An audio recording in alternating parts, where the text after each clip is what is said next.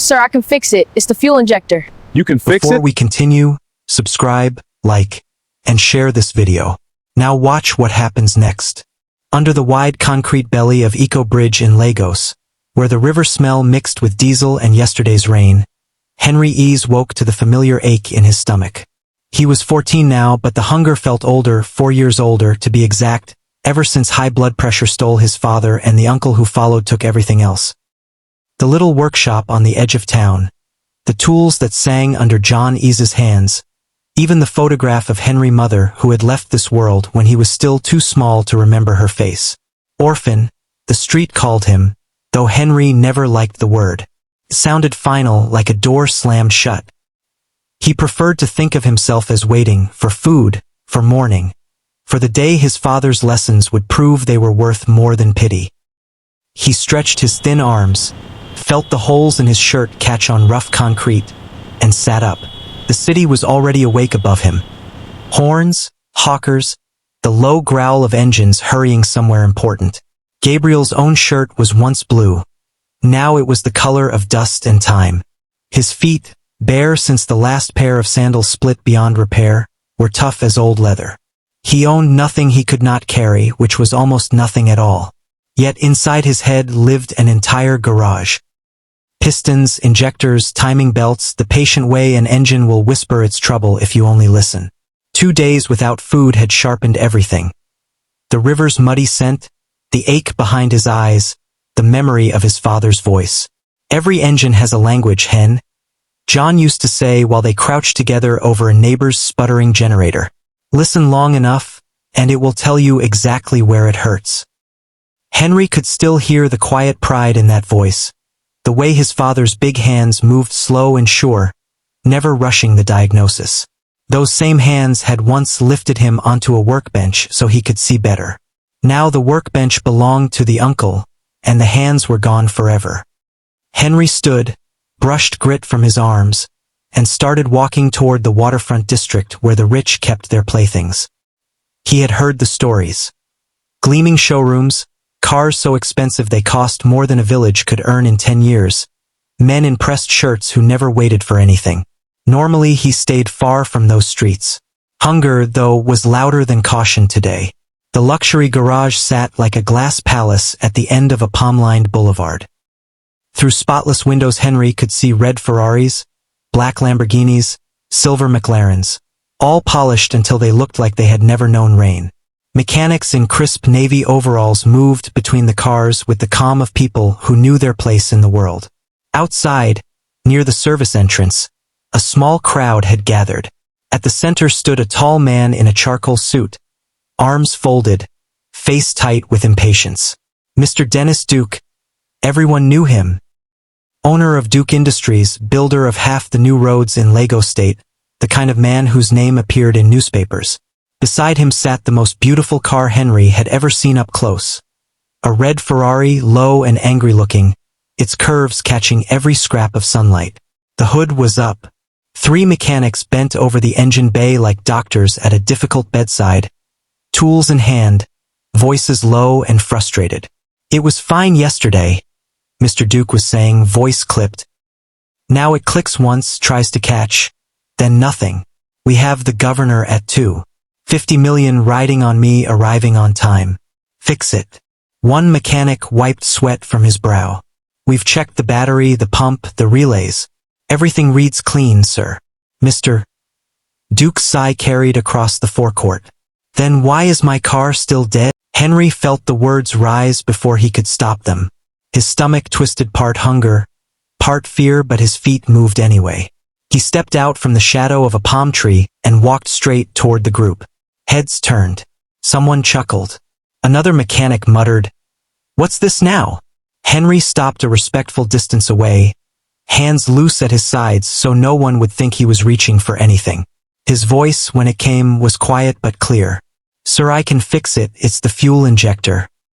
It's blocked. And there's a loose wire, probably green, in the main electrical panel. That's why you get the click but no proper turnover. D." Silence fell like a dropped tool. Then laughter, short, sharp, the kind people use when they're uncomfortable. One mechanic snorted. "Listen to the small boy. He's going to school us now, Mr. Duke turned fully. His eyes traveled over Gabriel. The torn shirt, the bare feet, the thin wrists. You think you know my car better than men who've trained for years? I don't think, Henry said simply. I know. My father taught me. He fixed everything in Abuja before he died. Engines talk the same everywhere. Another laugh. This one kinder, almost pitying. Run along, small boy. We don't have time for games. Henry did not move. He met Mr. Duke's gaze and held it. Give me 20 minutes. If I'm wrong, call security. If I'm right, let me show you. The CEO billionaire studied him a long moment. Something flickered in his expression, curiosity, perhaps, or the memory of another hungry child long ago. He glanced at his watch, then back at the silent red car. 20 minutes, he said at last. Not a second more. The mechanics grumbled, but they stepped aside. Henry walked past them, heart hammering so loud he was sure everyone could hear it. He ducked under the open hood of the Ferrari. The engine smelled of clean oil and warm metal, nothing like the rusty generators of his childhood. But the language was the same. He listened. Henry's fingers trembled only for a second when they touched the Ferrari's engine bay. The metal was warm, almost alive, humming with the promise of power it refused to give. He closed his eyes the way his father had taught him, not to shut out the world, but to shut in the sounds. Click, a faint, dry tick from somewhere deep. Then the starter's weak churn, like a cough that couldn't quite clear the throat. He knew that language. He had heard it on old Toyota pickups, on battered Peugeot taxis, on the generator that once kept their workshop lit after dark. Same complaint, different accent. He opened his eyes and reached for the nearest tool tray without asking. The mechanics stiffened. One started to protest, but Mr. Duke raised a single finger and they fell silent. Henry found the electrical panel first. His small hands moved with surprising sureness, tracing the bundle of wires until he felt it. The loose green one, connector half out, barely touching. A tiny shake, a soft click as he reseated it, then a quick twist with pliers to make sure it would stay. No drama, no flerisc. Just the patient work his father always praised. Fix it like you're talking to a friend, Hen. Gentle but firm. Next, the fuel injector. He borrowed a flashlight from the nearest mechanic, who handed it over without a word now, and peered into the rail. There it was, a stubborn crust of old fuel residue, the kind that builds when a car sits too long between drives or when the wrong additive gets used. Henry asked quietly for carb cleaner and a soft brush. Someone passed them without comment. He sprayed, scrubbed, blew out the passages with compressed air. 15 minutes had passed. His shirt clung to his back with sweat, but the hunger had retreated to a dull background throb. This was what he was made for. He stepped back. Try it now, sir. Mr. Duke nodded to the lead mechanic, who slid into the driver's seat. He turned. The starter whirred once, twice. Then the V8 caught with a deep, satisfied bellow that rolled across the forecourt like thunder waking up. The red Ferrari shivered, settled, purred. Smooth, strong, alive. The mechanics stared. One let out a low whistle. Another shook his head slowly, almost smiling despite himself. Mr. Duke climbed out of the passenger side where he had been watching, face unreadable for a long beat. Then he walked around the car, listening to the idle the way a man might listen to good music. You did that, he said, not quite a question. Henry wiped his hands on his torn shirt. Yes, sir. Mr. Duke reached into his jacket, pulled out a slim wallet, counted out crisp notes, 60,000 naira, and held them out. For your trouble. Buy yourself some food. Shoes, maybe. Henry looked at the money. It was more than he had seen in months. Enough for rice, beans, new sandals, a proper night's sleep somewhere that wasn't concrete. His stomach growled loud enough for everyone to hear. A few mechanics chuckled, the sound softer this time, almost fond. But Henry shook his head. He took the notes, held them between both hands for a moment, then tore them neatly in half. Then in half again. The pieces fluttered to the polished floor like confetti no one had asked for. The laughter died. I didn't do it for money, Henry said, voice steady even though his knees felt weak. I did it because I could. And because engines don't care if you're an orphan or barefoot. They just want to be heard. He looked straight at Mr. Duke. But people do care. You looked at me and saw a beggar. Not a mechanic. Not someone who knows things. If you want to give me something, give me respect. Give me school. My father wanted me to study engineering, cars, planes, anything with an engine so people would have to listen when I talk, not laugh. That's what I want. Not pity. Silence stretched. One mechanic shifted his weight, uncomfortable. Another stared at the torn money on the ground as if it might bite. Mr. Duke's expression changed slowly. Something softened around the eyes he remembered. He rubbed the back of his neck the way men do when memory catches them off guard. You remind me of someone, he said quietly. Me a long time ago. He glanced at the Ferrari, still purring happily. Then back at the boy. I grew up with less than you have now. No father, no workshop, just a teacher who saw something in me when no one else did. Mrs. Kate. She paid my first school fees out of her own pocket. Changed everything. He paused, letting the words settle between them. I forgot that for a while, he admitted. Got busy being successful. Forgot what it feels like to be the one nobody sees. You fixed my car.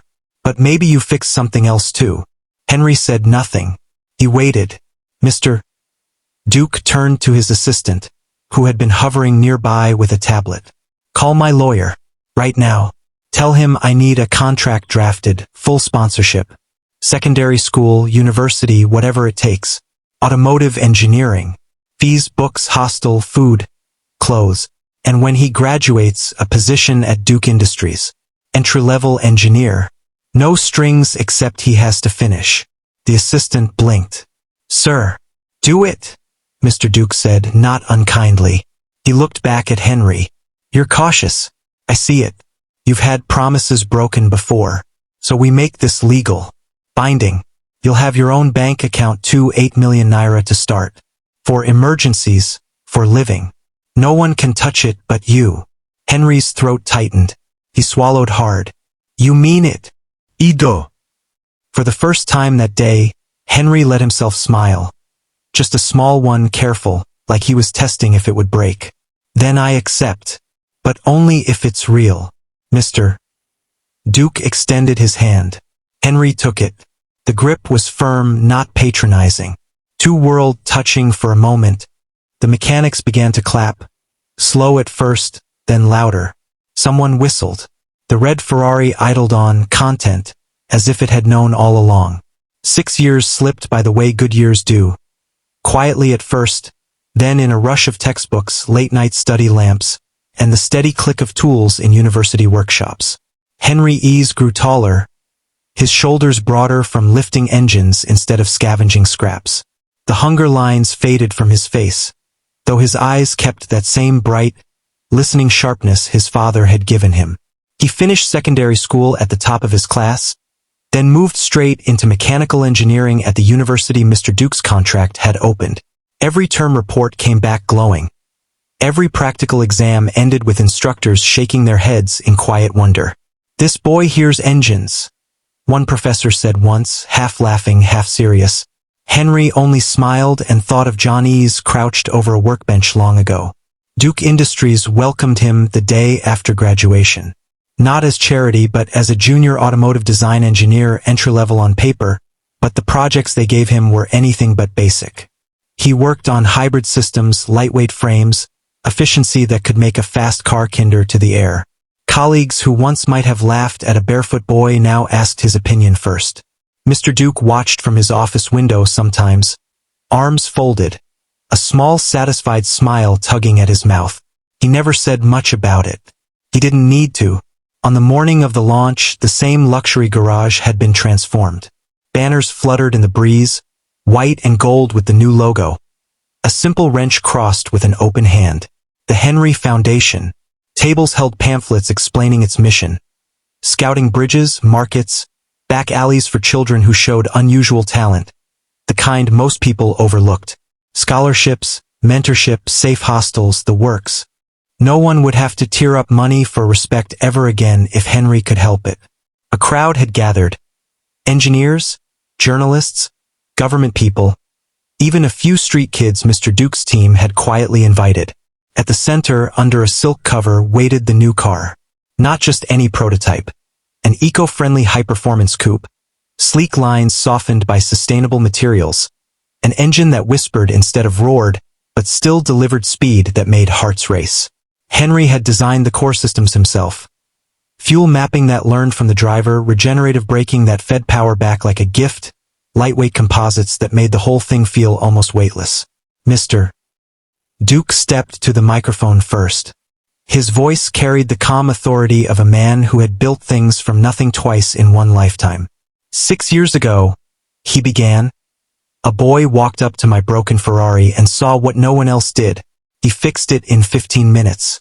Then he refused my money and asked for something harder. A chance to be seen. I almost said no. I'm glad I didn't. He paused, looked straight at Henry standing beside the covered car.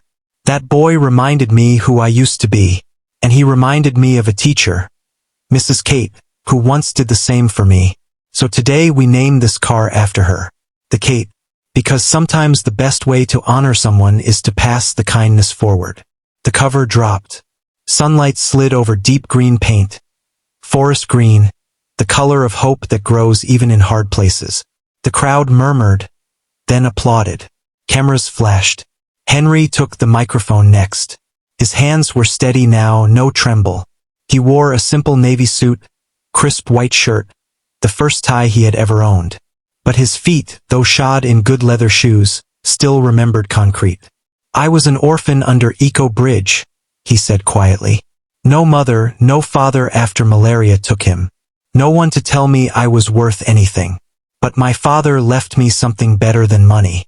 He left me ears that listen. He told me engines have dignity and so do people. Brain gives dignity. Skill gives respect. He looked out at the faces, some rich, some young and wide-eyed, some already carrying the same tired look he once wore. This foundation exists because I believe every child has something inside worth hearing. We're going to find you. We're going to give you books, teachers, a safe place to sleep. And when you're ready, we're going to listen. He stepped down. Mr. Duke clapped him on the shoulder. Firm, proud, the way a father might if fate had arranged things differently. They walked to the Kates together. Henry slid into the driver's seat. The engine woke with a soft, eager purr. Not the angry bellow of the old red Ferrari, but something wiser, more patient. He eased the car forward, tires humming over polished concrete, out into the sunlight. The crowd parted. Children at the front waved. One small boy, barefoot like Henry once was, stared with eyes so wide they caught the whole sky. Mr. Duke watched the green car disappear around the bend, then turned to the assistant beside him. He fixed more than my car that day, he said softly. He fixed my heart. The assistant nodded. And now he's fixing others. Somewhere under EcoBridge that evening, a new boy might wake to hunger and the sound of engines overhead. He might think the world has forgotten him. But the Henry Foundation had already started looking.